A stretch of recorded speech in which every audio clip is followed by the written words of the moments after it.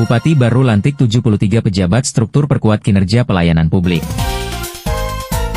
Bupati baru, Andi Ina Kartikasari, melantik 73 pejabat struktural pemerintah Kabupaten Baru dalam upacara pelantikan dan pengambilan sumpah jabatan di Anjungan Pantai Sumpang Binangae, Kamis sore 23 Oktober 2025. Pelantikan ini mencakup pejabat pimpinan tinggi pratama, administrator, dan pengawas. Kegiatan tersebut merupakan rangkaian dari hasil job fit dan rotasi jabatan yang dilakukan pemerintah daerah untuk memperkuat birokrasi dan meningkatkan pelayanan publik. Dalam pelantikan itu, terdapat 18 pejabat pimpinan tinggi pratama yang dilantik.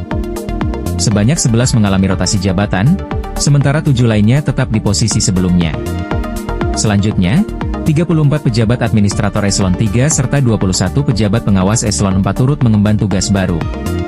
Selain itu, Bupati baru juga menyerahkan surat pelaksana tugas kepada 10 pejabat untuk mengisi jabatan tinggi pratama yang masih lowong, sambil menunggu penetapan pejabat definitif. Bupati berharap seluruh pejabat yang dilantik dapat menunjukkan kinerja terbaiknya dan terus berinovasi dalam memberikan pelayanan kepada masyarakat Baru. Dari Baru, tim redaksi IGA Radio mengabarkan.